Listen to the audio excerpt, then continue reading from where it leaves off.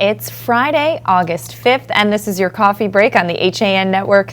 I'm Kate Czaplinski with a look at the latest local news, and later on, a rundown of our most read and discussed stories this week. We also welcome a special guest from Treasured Time, Inc., a nonprofit granting wishes for parents with life-threatening illnesses. They're working on granting a wish now for a local family. We're going to be talking more about that. And Donald Ang is filling in today for Frank Granito with sports and weather. And of course, Don will also take a look back on this day in history. But first, on to today's news. Shelton police arrested a Bridgeport man for a home invasion that happened back on January 8th. Francisco Colon Cotto, 23 years old, was arrested at Bridgeport Superior Court, where he was appearing on unrelated charges, according to police. He was taken into custody by judicial marshals and turned over to Shelton police. Colon Cotto was charged with home invasion, robbery in the first degree, conspiracy to commit home invasion, as well as second-degree unlawful restraint. The investigation is still ongoing, and police say that additional arrests are expected. State police troopers and state police canine teams assisted Vernon Police and the Vernon Fire Department with a house explosion and collapse yesterday. Authorities continue to investigate that home explosion in Vernon that left several people in the hospital, including a young child. Investigators are trying to figure out what caused the explosion at the home on East Street. Police said 7 people were inside the residence when it abruptly collapsed at about 4:15 in the afternoon. All of the victims were rescued from the home around 6 o'clock, and 6 were taken to the hospital. 4 children, a 7-year-old boy, a 15-year-old girl, a 12-year-old girl, and an 11-year-old girl were all taken to Connecticut Children's Medical Center. 3 of the 4 children were admitted to the hospital, and 1 was released. And in other news today, the search is continuing this morning for a suspect in the home invasion Thursday that left a Bridgewater resident recovering from a gunshot wound and stunned the normally placid rural town, according to Hearst, Connecticut media. The focus of the investigation has turned to 2 stolen cars, one of which was recovered in Waterbury and the other in New York State, according to Trooper First Class Kelly Grant. State police say the suspect is described as a light-skinned white or Hispanic male. No further description was given. State police tactical units arrived in Bridgewater before dawn on Thursday after receiving a 911 call from a woman in a South Main Street home reporting that her husband had been shot by an intruder.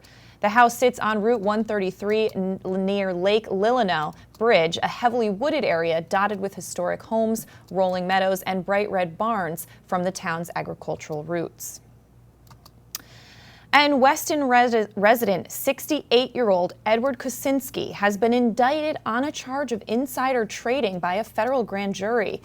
According to the indictment, on January 29, 2014, Kosinski entered into a clinical study and research agreement with an authorized agent of Regato Biosciences, Inc. As a principal investigator for Regato's clinical trial, he was required to maintain in strict confidence all information it received from Regato or its agent during the course of that trial. In May 2014, Kosinski owned 40,000 shares of Regato common stock. Officials say he used the information he knew about the clinical trial for his benefit in the stock market. On June 29, 2014, Kosinski and other principal investigators received an email from the clinical trial team stating that there had been several allergic reactions during that trial, and the acceptance of new subjects was put on hold, and the Data and Safety Monitoring Board would be reviewing those events. Then on June 30th, while in possession of that information, Kosinski sold his 40,000 shares of Regato common stock, and on July 3rd, the stock fell. It's alleged that by selling his shares of Regato stock, Kosinski avoided a loss of about $160,000. The indictment charges Kosinski with 2 counts of securities fraud, insider trading, an offense that carries a maximum term in prison of 20 years. And local police, along with the Connecticut Department of Transportation's Highway Safety Office, are working together in the continuation of the You Drive, You Text, You Pay initiative, an effort to crack down on motorists who choose to text, talk, or otherwise distract themselves from the task of driving by using a handheld mobile device. According to surveys conducted last year's crackdown, there was an 8% drop in mobile phone use by drivers at observation locations throughout municipalities where police conducted enforcement. The drop in observed use is encouraging to law enforcement agencies and demonstrates the need to reinforce to motorists that mobile phone use while driving is both dangerous and illegal. The campaign will run from August 3rd through the 16th and marks the second time this year that law enforcement agencies will mobilize by adding special patrols aimed at catching distracted drivers. The last operation, which took place during April 2016, resulted in over 12,000 tickets issued to motorists. And while shoppers may be anticipating a Walmart coming to Monroe, it may take longer than expected. According to First Selectman Steve Vavrick, the Walmart being constructed at 5 Victoria Drive right off Route 25, there are developmental problems, and a big one is the timing of many inspections from the Department of Energy and Environmental Protection. The chairman of the Planning and Zoning Department of Monroe, Patrick O'Hara, said this project is stalled because it needs a septic system, which is regulated by the DEP, and they are waiting for an approval from that agency. According to the Connecticut Department of Transportation Director of Communications, Judd Everhart, additional permits are needed before the construction of Walmart can begin. The Office of State Traffic Administration has approved the project regarding traffic on Route 25, even though it has been a problem on that route for a long period of time. And in other news today, Stratford Mayor John Harkins says town residents living near sites contaminated with Raymark waste want to get the project started. Continuing to hold off on the work, he said, won't help. During a discussion with reporters on Tuesday, Harkins said he is satisfied with the Environmental Protection Agency's proposed plan to remediate Raymark waste from a number of sites in town. While some residents have wanted a plan that would have all Raymark waste removed from town, Harkins said he's pleased that the EPA has pledged to have more than half of the most harmful waste removed in the $95.7 million proposed plan. There's a lot more detail on that at StratfordStar.com. And visits to Waveney Pool in New Canaan are up 22% so far this summer, comparing May, June, and July to the same period last year. There have been over 33,000 visits to Waveney Pool this summer, compared to just 27,000 in 2015. May visits to the pool jumped up 36% this year, and in June the increase was even larger, with over 13,000 visits comparing to last year's over 9,000. You can get a lot more information on that at ncadvertiser.com. And finally, get ready for an overabundance of cute. Some adorable puppies have arrived at the Roar Animal Shelter in Ridgefield. The siblings, hailing from Florida, come in a multitude of colors, resemble Weimaradours, and will grow to be a large size. The Ridgefield Operation for Animal Rescue Shelter staff and volunteers are currently instructing those pups now in basic behavior and socialization, preparing them for adoption into families and forever homes. According to Roar, adopting a puppy can be abundantly rewarding, and they have some helpful information up on the process at theridgefieldpress.com. If you and your family members are on board in adopting a puppy, you can visit the Roar Donofrio Animal Shelter in Ridgefield at 45 South Street, or you can follow what's happening on their website at roar-ridgefield.org. Don, those puppies are so cute. They really are. You know, it's just like a cute tsunami. It is. I can't even take it. It looks like a stock photo of cute dogs. They did a good job. All that cuteness in a bucket.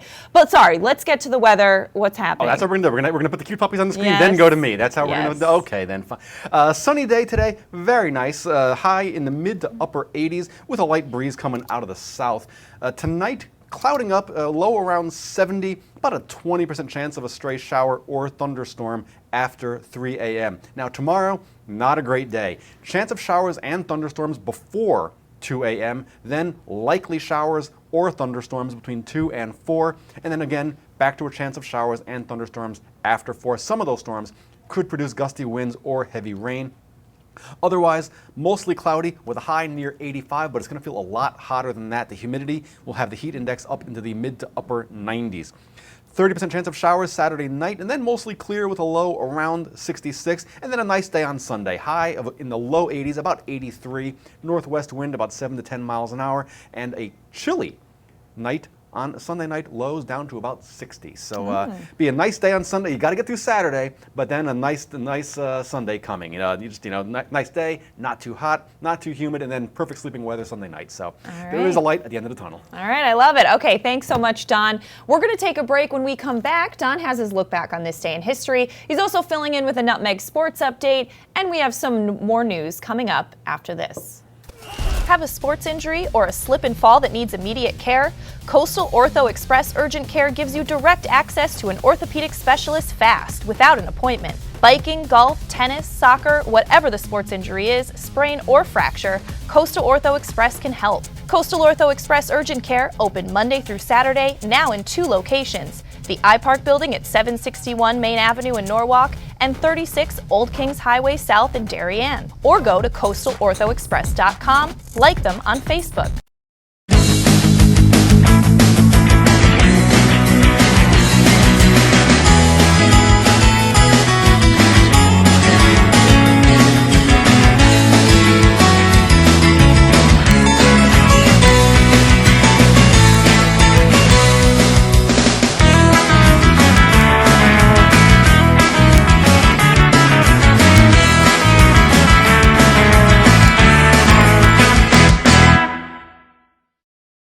Walter Stewart's Market in New Canaan is your time-saving local shopping destination for the best of spring. Find many of your favorite products, from great specials on everyday items to the freshest organic produce, artisanal cheeses, and grass-fed steaks. Drop off your knives to be sharpened, grab a beautiful bouquet of spring flowers, and stop in next door for a wine tasting. Plus, their personable staff is always ready to lend a helping hand.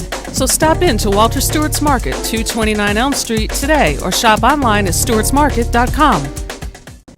What's happening up in Hartford and what's trending in the Nutmeg State? Join Kate Czaplinski And Josh Fisher. on CT Pulse live Wednesdays at 12:30 to find out. We talk to the leaders and newsmakers while breaking down the stories you should be paying attention to each week. With the help of HAN's editorial cartoonist Doug Smith, we take a humorous look at the news of the week. We talk about everything you were told you should avoid bringing up in polite company. CT Pulse, Wednesdays at 12:30 on the HAN Network. You're watching the HAN Network, and you're not alone. More than 1.5 million viewers have watched our live sports, news, and entertainment broadcasting since the network launched in August 2015. Advertise on the network that reaches Fairfield County, Connecticut's most engaged audience. Contact Advertising Director Jessica Murrin at 203-273-7312 or email jessica@han.network.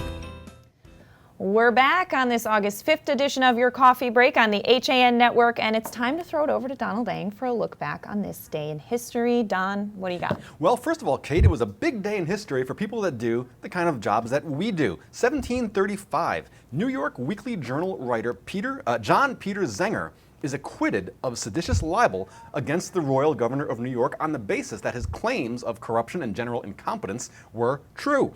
The case established that defamatory statements that could be proven were not libelous. It is generally considered the beginning of the concept of freedom of the press in the United States. To 1864, the Battle of Mobile Bay in Mobile, Alabama, Admiral David Farragut leads a Union flotilla through Confederate defenses and seals one of the last remaining southern ports. Now, the battle is most remembered for Farragut's rash decision to take his flagship, the USS Hartford, and the rest of his fleet through the Confederate minefield. Mines then were called torpedoes. The Union monitor Tecumseh struck a mine and sank. As best we can tell, Farragut angrily muttered to the Hartford's captain, "Damn the torpedoes," and then in response to another ship captain, called out to that commander, "Go full speed." The two statements have since become intertwined, if they happened at all, because the first publication of the "Damn the Torpedoes" comment did not appear until several years later. Finally, now we go to 1981, 35 years ago today, for this. Let me make one thing plain. I respect the right of workers in the private sector to strike. Indeed, as president of my own union, I led the first strike ever called by that union. I guess I'm maybe the first one to ever hold this office who is a lifetime member of an AFL-CIO union. But we cannot compare labor management relations in the private sector with government. Government cannot close down the assembly line. It has to provide without interruption the protective services which are government's reason for being. It was in recognition of this that the Congress passed a law forbidding strikes by government employees against the public safety. Let me read the solemn oath taken by each of these employees, the sworn affidavit when they accepted their jobs. I am not participating in any strike against the government of the United States or any agency thereof, and I will not so participate while an employee of the government of the United States or any agency thereof.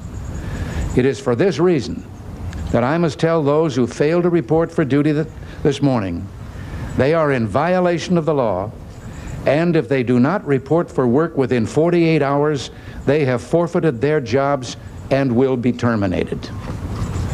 End of statement. I like that closing, just end of statement. That was President Ronald Reagan on August 3rd, 1981, demanding that 11,359 striking air traffic controllers return to work. They didn't. He followed through on his threat. Now, the strikers were seeking better work conditions, better pay, and a 32-hour work week. Reagan had declared the strike a peril to national security and ordered them back to work. Only about 1,300 of 13,000 controllers did return to their jobs. The rest were fired and banned from federal employment for life. A decade later, with the country still not back to its previous level of air traffic controllers, President Clinton lifted the ban, but only about 800 of the 11,000 strikers ever returned to their previous jobs. That is your look back in history for today, August 5th, and I'm Donald Ng. All right, Don. Well, you're getting a lot of airtime today because you're filling in for Frank Granito. So now I'm going to throw it back to you for another big sports update. Yeah, well, first off, Kate, former Major League pitcher Roger Clemens will be in Bridgeport tonight to guest manage the Bluefish as the team takes on the Long Island Ducks. Clemens will throw out the ceremonial first pitch, and he'll also participate in a pregame meet and greet with the fans. Clemens pitched in the majors for 24 seasons, debuting with the Red Sox in 1984 and staying with that club for 13 seasons. He also played for the Blue Jays in 97 and 98 before joining the Yankees in 1999. He signed with the Astros in 2004, then returned to the Yankees for his final season in 2007. There also will be limited edition Roger Clemens bobbleheads for all fans that purchased season tickets or the 5-game bobblehead mini plan. In youth baseball news, Fairfield American will represent Connecticut in the New England Regional that begins Sunday at Breen Field in Bristol. Connecticut faces New Hampshire at 7 p.m. That game is after Maine plays Vermont at 1. If victorious, Fairfield will play Massachusetts on August 8th at 7 p.m. with Rhode Island meeting the winner of the Maine-Vermont game at 1. If Fairfield loses, they will play the August 9th 7 p.m. game. And finally now, don't forget the Norwalk 10-year-old All-Stars begin play at the Cal Ripken World Series in Palm Beach Gardens, Florida today. The undefeated Norwalk Boys cruised through the state and regional tournaments, and they're ready to match up against the best in the nation, really. Norwalk is in the American division of the tournament with the Mid-Atlantic, Midwest, Southwest, and Florida host all-star teams. They open play tomorrow afternoon at 5:30 against the Mid-Atlantic champions. So really a very exciting time for in Norwalk. You know, getting to go to Florida to play a national tournament. What a thrill for 10-year-olds. So cool. All right. Well, thank you so much, Don. Now it's the time, since it's Friday, to take a look at some of the top stories across all of our HAN Network community news sites this week. And our very top story was that the renovation and expansion of Stratford High School may be at risk as the owner of a neighboring business is challenging recent town approvals for the project. Reef LLC, which owns the property at 311 King Street and 341 King Street, has filed a complaint in State Superior Court challenging rulings made by the Zoning Board of Appeals and the Building Needs Committee. In the complaint, which was filed on July 18th in Bridgeport, Reef LLC said the Board of Zoning Appeals acted illegally in granting several variances to the Board of Education for land at 245 King Street. The complaint also says that Reef's property values and business will be adversely affected by those approvals, but you can get a lot more on that story at StratfordStar.com. And another top story this week came from the Ridgefield Press, responding to a survey showing that parishioners love the current St. Mary's Church and don't want to replace it. Monsignor Lawrence Bronkowitz has announced a change in the previously announced plans to build a new church. Monsignor Bronkowitz said over the weekend that to respect your desires, we will pursue an overall plan that includes the existing church in order to meet our future space needs. Along with the church's facilities master planning committee, Monsignor Bronkowitz said he will look at other options to try and achieve the goals of providing space where parishioners can gather before and after Mass. A feasibility study conducted by the parish included feedback from close to 500 parishioners. And in Darien, a full set of kitchen appliances valued at $27,000 were stolen from a new home between July 26th and July 27th. A contractor reported those thefts to Darien police. Police said the rear door of that kitchen had been found open with water flooding the floor. An alarm system in the home had been left inactive and unmonitored at the time of the theft. Police determined that the suspects entered through French doors in the kitchen. Tire tracks led from the driveway through the backyard and up to those doors. A number of recently installed home appliances were taken from the kitchen, including 2 Sub-Zero refrigerators, a Marvel beer keg refrigerator, 2 wine refrigerators, a pull-out drawer refrigerator, as well as a dishwasher and microwave, and 2 kitchen faucets. Police said the water did extensive damage to the home's flooring, which will likely need to be replaced. A canvass of the neighborhood did not produce any further details or leads. And another top story this week involved a spat between presidential nominee Donald Trump and a New Canaan resident. Republican presidential nominee Donald Trump wasn't too impressed with Democratic nominee Hillary Clinton's acceptance speech, and he tweeted about it, also throwing New Canaan's Joe Scarborough under the bus. He tweeted, "The media coverage this morning of the very average Clinton speech and convention is a joke," and he tagged at CNN and the little-watched Morning Joe. Scarborough, host of the Morning Joe program, immediately replied via Twitter, writing, "Thank you for watching every day, Donald. Because of viewers like you, we are enjoying our highest ratings ever." And finally, one of our top stories this week was about the Easton Volunteer Fire Company No. 1's 75th Annual Firemen's Carnival that's running through this Saturday, August 6th. One of the community's best-loved summer events, the carnival takes place on the green in front of the Easton Firehouse on Center Road in Easton. It's the primary fundraiser for the town's volunteer fire company, but you can get more details at eastoncourier.com. Well, we are going to step out for a break, and when we come back, Jen Moffitt of Treasured Time joins us. We're going to be talking about a special marathon softball that's coming up and the way they're trying to support a local family. That's coming up after this on your coffee break. For more than 50 years, Triple S has been Fairfield County's expert service for carpet, upholstery, and drapery cleaning. We provide the best in repairs and in-depth restoration, understanding fabrics and how to properly clean and restore them. Our staff will come to your home to clean your wall-to-wall carpet to perfection. We can also pick up your fine carpets and bring them to our facilities. With locations in Norwalk, Stamford, and Stratford, Triple S will get the job done fast, big or small. At Triple S, you can count on our people as well as our cleaning. Find us at triplesclean.com or 203-847-8000. I really wanted something that felt like a home. Coming from a big house, I wanted the feel of a home as opposed to a condo. New Canaan is 6 minutes down the road.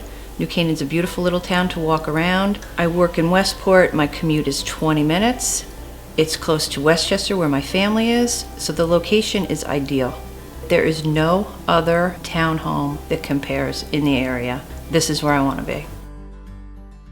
At Cabbage Patch Nursery School in Ridgefield, playtime is learning time. Using out-of-the-box activities and programs in science, dance, Spanish, Taekwondo, and so much more, learning is made fun. Aside from interactive classrooms, our center features a sensory room, computer lab, and a large outdoor space for playtime fun. Our carefully chosen staff believe in a supportive, safe environment and keeping you updated on your little one's experience. Cabbage Patch Ridgefield, helping shape your child's future. 29 Farrar Lane in Ridgefield. Call 203-340-1250 to register today. I'm John Kovach.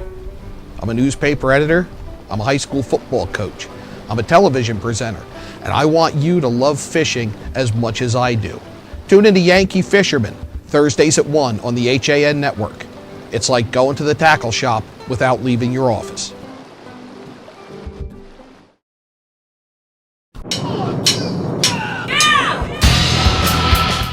I'm Frank Granito. And I'm Donald Ing for the HAN Network. Tune in to Nutmeg Sports Monday through Wednesday, where we bring you all the top stories for Connecticut sports.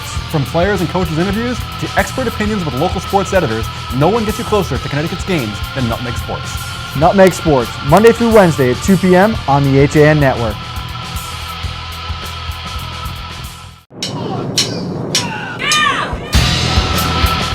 I'm Frank Granito. And I'm Donald Ing for the HAN Network. Tune in to Nutmeg Sports Monday through Wednesday, where we bring you all the top stories for Connecticut sports.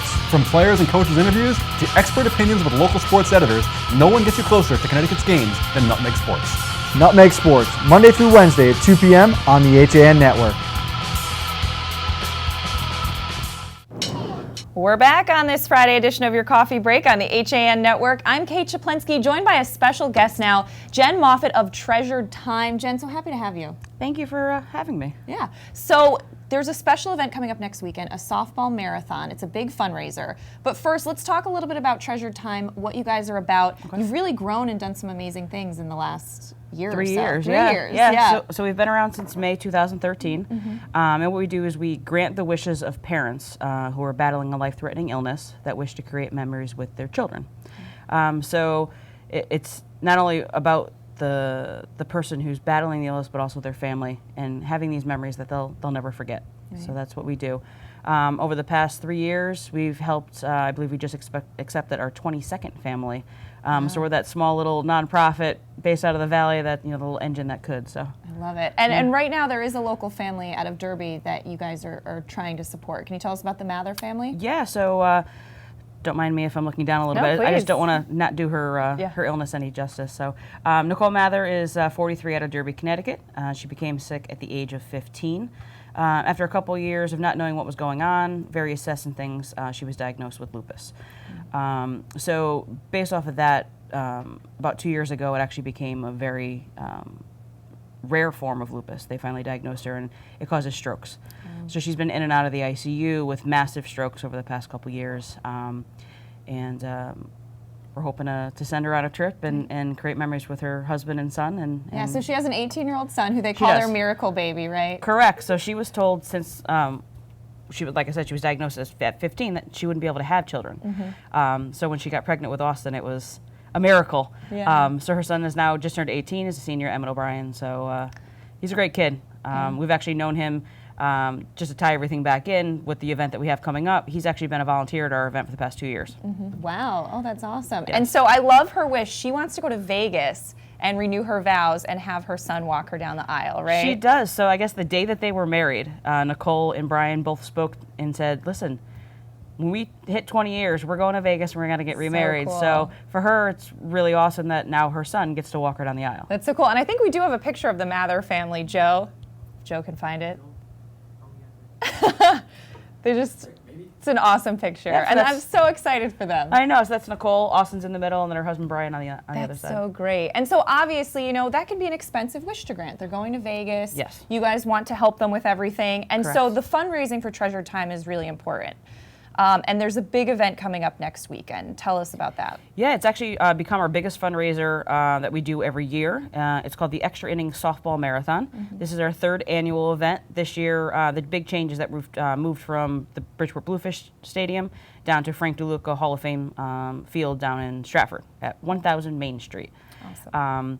So the event, what we do is, it was actually the idea of Ken Shepard, who was the previous general manager over at the Bridgeport Bluefish. Mm-hmm. He always had this dream of having softball or baseball going on for an entire 24-hour period. Wow. And that's what we did the first year. The first year it was from 6 p.m. on a Friday to 6 p.m. on a Saturday. Mm-hmm. Last year we tailored it a little bit more to families, so we did 12 hours on Saturday, 12 hours on Sunday, which is what our goal is again this year.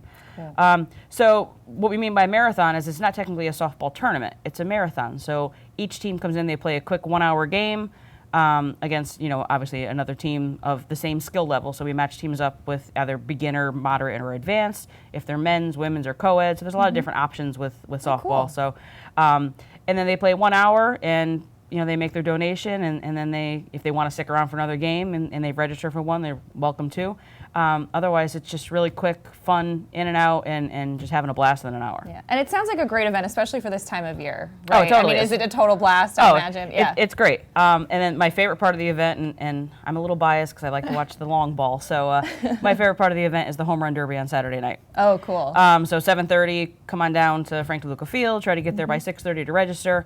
It's $25 a person. You got to bring your own bat and your own pitcher. The best part about the home run derby is that there's no bat restrictions. So if you've ever watched a home run derby, or ever been a part of a home run derby, that is like the ultimate experience because you can use whatever bat you want. So cool. And those of us that play softball, you know that there's some bats out there that are a little illegal.